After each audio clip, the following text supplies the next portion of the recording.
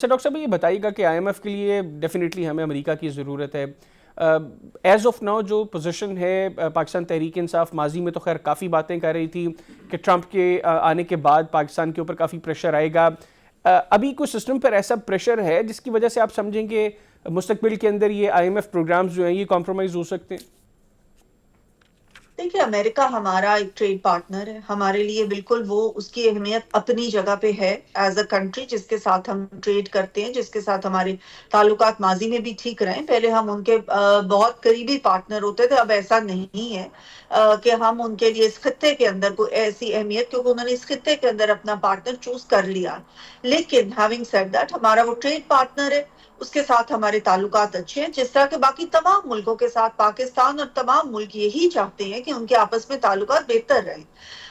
Having said that P T I کا جو خیال تھا کہ ادھر ٹرمپ آئیں گے اور ادھر ٹرمپ صاحب اپنا حلف اٹھائیں گے اور ادھر وہ فون پہلا کھڑکا دیں گے کہ پی ٹی آئی کے جو لیڈر ہیں ان کو رہا کر دیا جائے، تو ایسا بالکل نہیں ہوا اور نہ ہی ہونے کا کوئی امکان ہے. اس کی وجہ یہ ہے کہ جس بھی یہاں پہ ایک ہمارا اپنا جوڈیشل سسٹم ہے، ایک ہمارا اپنا لا اینڈ آرڈر سچویشن ہماری ہوتی ہے، ہماری اپنا ایک رول آف لا ہوتا ہے. اب اس کے اندر کوئی بھی کسی کو بھی ہم اجازت نہیں دے سکتے کہ وہ انٹرفیئر کرے، اور نہ ہی میرا حال ہے کوئی بھی ملک ایسا کرنا چاہے گا، نہ ہی ٹرمپ کا کوئی ایسا ارادہ لگ صحیح. رہا ہے کہ وہ انٹرفیئر کریں گے یا وہ کہیں گے کہ ان کا ملک، ہر ملک کا ایک دوسرے ملک کے ساتھ ایک تعلقات ہوتے ہیں، بالکل اور ٹھیک. کوئی ایسا ان کا پرسنل تعلق نہیں ہے کہ وہ کہیں. اور ویسے بھی اگر پرسنل تعلق ہو بھی تو ایک ایسا انسان جس کے اوپر ایسے چارجز ہیں، جس کا کہ جوڈیشل سسٹم کے تھرو وہ گزر رہا ہے، کس طرح کوئی اور ملک کا پریزیڈنٹ اس کے اندر انٹرفیئر کر سکتا ہے یا کہہ سکتا ہے کہ جی اس کو چھوڑ دو؟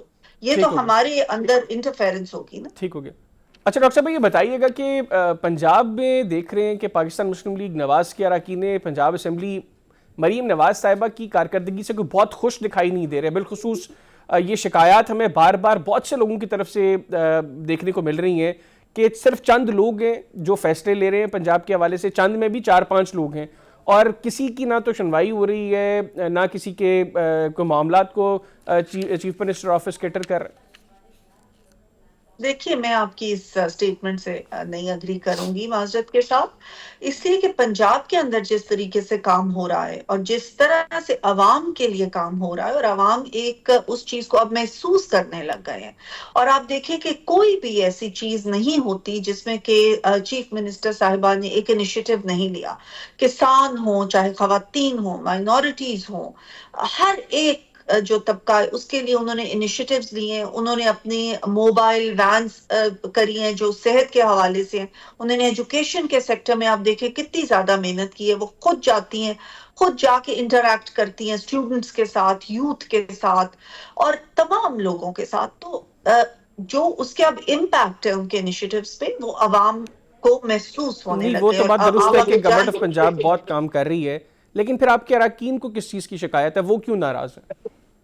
دیکھیے چیف منسٹر صاحبہ نے بہت بڑا ایک اس وقت مرحلہ تھا جس وقت کہ یہ گورنمنٹ وجود میں آئی، 1 سال فوکس رکھا جائے، وہ یہ ہے کہ معیشت کی بحالی ہو، پاکستان کو اسٹیبلٹی کی طرف لے کے جایا جائے. میں سمجھتی ہوں کہ چیف منسٹر پنجاب نے اس چیز کے بارے میں بہت محنت کی. انہوں نے دن رات ایک کر دیا. ان کے اور ان کی ٹیم نے ہر چیز کے اندر بہتری لانے کی کوشش کی، چاہے وہ پنجاب کی صفائی سے لے کے، پنجاب کے اسٹوڈنٹس کے لیپ ٹاپ سے لے کے، پنجاب کے کسانوں سے لے کے، پنجاب کی خواتین سے لے کے، پنجاب کے ہر طبقے کے لیے انہوں نے کوئی نہ کوئی انیشیٹو جو ہے اس کو شروع کیا. اب اتنا فوکس جس وقت عوام کے ہو تو ایک نیا سسٹم آف گورننس کرنا پڑتا ہے جو کہ میرٹ بیسڈ ہو.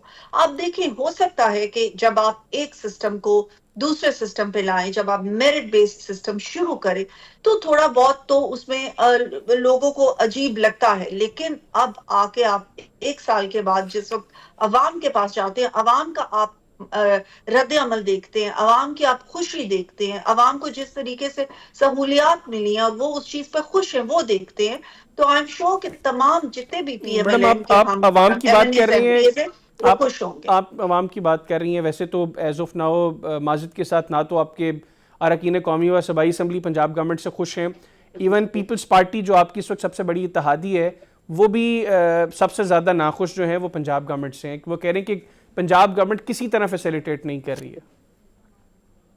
دیکھیے وہی بات آپ کر رہے ہیں، فیسیلیٹیٹ کا کیا مطلب ہے؟ فیسیلیٹیٹ تو ایک پاور کی خواہش ہوتی ہے نا، کہ ہماری پاور ہو، ہم اپنی مرضی کے جو ہے افسران لگا سکیں یا اپنی مرضی کے ٹرانسفر وغیرہ کرا سکیں.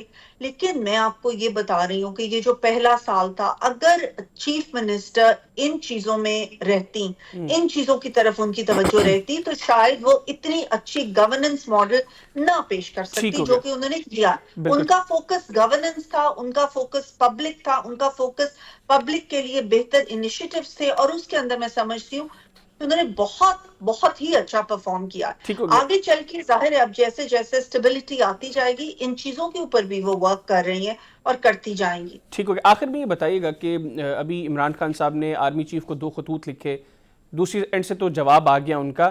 گورنمنٹ عمران خان صاحب کے ان خطوط کو کیسے دیکھ رہی ہے؟ دیکھیے عمران خان نے اور ان کی پارٹی نے تمام حربے استعمال کر لیے. انہوں نے یلغاریں بھی کر لی، انہوں نے سر پہ کفن بھی باندھ لیے، انہوں نے توڑ پھوڑ بھی کی، انتشار پھیلانے کی کوشش بھی کی، کیوس بھی پھیلانے کی کوشش کی. اب لوگوں نے ان کے کہنے پہ نکلنا چھوڑ دیا ہے. اب لوگ ان کے وجہ سے باہر نہیں نکلتے. جس وقت انہوں نے ان چیزوں میں ناکامی پائی تو انہوں نے مذاکرات کا ایک ڈھونگ رچایا. جس وقت انہوں نے دیکھا کہ مذاکرات کی ٹیبل پہ بھی گورنمنٹ آ گئی ہے تو وہ اس سے بھی پیچھے بھاگ گئے، اور انہوں نے یہ تیسری اب یہ اپنا شروع کیا کہ جی ہم لیٹرز لکھ رہے ہیں، خط لکھ رہے ہیں کویس کو. ان خطوط کا ہم سمجھتے کہ کوئی اہمیت نہیں ہے، صحیح، یہ کوئی بالکل بے اہمیت نہیں ہے. وقوف ہے. ٹھیک ہو گیا.